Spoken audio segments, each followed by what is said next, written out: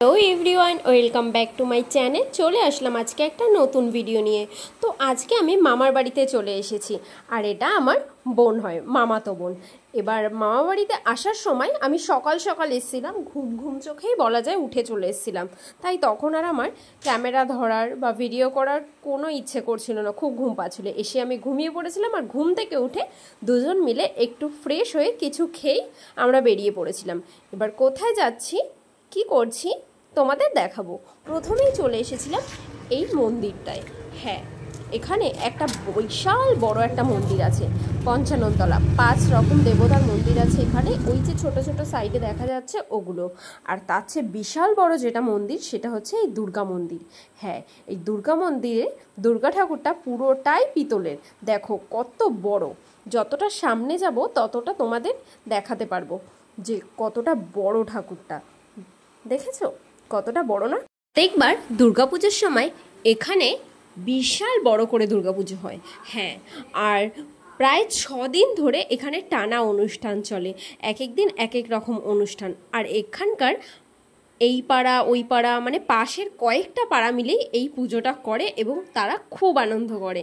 ছোটোবেলায় আমি বলা যায় ওখানেই প্রতিটা পুজো কাটাতাম, কিন্তু বড় হওয়ার পর এখন এদিক ওদিক কাটাই। যাই হোক, ওখান থেকে বেরিয়েই আমি চলে এসেছিলাম এখানে। এই বাড়িটা কার জানো?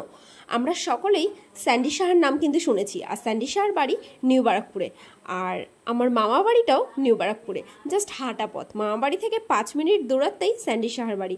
যদিও বা বাড়িটা বন্ধ ছিল এবং এই বাড়িতে সেদিন কেউই উপস্থিত ছিল না। আর এই যে এই মন্দিরটা আছে স্যান্ডি সাহার বাড়ির একদম উঠোনেই, এই মন্দিরটা সত্যি খুব সুন্দর, দেখে শান্তি লাগে। তারপর চলে এসেছিলাম একটা দোকানে, ওখান থেকে কেনাকাটি কিছু করে আমি একেবারে ঘরে চলে এসেছিলাম। ওখানে এসে আমি একটু দিদার হাতে হাতে রান্না করছিলাম, যদিও বা জাস্ট আলুটাই আমি ভেজে রেখেছিলাম। তারপর মাংসটা পুরো দিদাই কমপ্লিট করেছিল, আর আমি জাস্ট কী করেছিলাম জানো? ফ্রাইড রাইসটা। হ্যাঁ, ফ্রাইড রাইসটা আমি বানিয়েছিলাম, ফ্রাইড রাইসের সাথে চিকেন কষা। এটাই ছিল মামার বাড়িতে দুপুরের খাবার। আর দিদার হাতের রান্না খেতে কিন্তু আমার খুবই ভালো লাগে। তারপর চলে এসেছিলাম বড় মার কাছে, এটা আমার মার ঠাম্মা হয়, অনেকটাই বয়স হয়ে গেছে, ওনার কাছে একটু আসলাম। আমি মিষ্টি খাই না। তুমি খাও না, তুমি খাও। হ্যাঁ, দেখো কি করে। তারপর আর কি জমিয়ে খাওয়া দাওয়া করে ঘুমিয়ে পড়েছিলাম, এবং ঘুম থেকে উঠে সন্ধে হয়ে গেছিলো। সন্ধেতে বাড়ি যাওয়ার জন্য রওনা দিয়ে দিয়েছিলাম। যাই হোক, আজকের ভিডিওটা এই পর্যন্তই। দেখা হচ্ছে আবার খুব তাড়াতাড়ি নেক্সট ভিডিওতে। টাটা।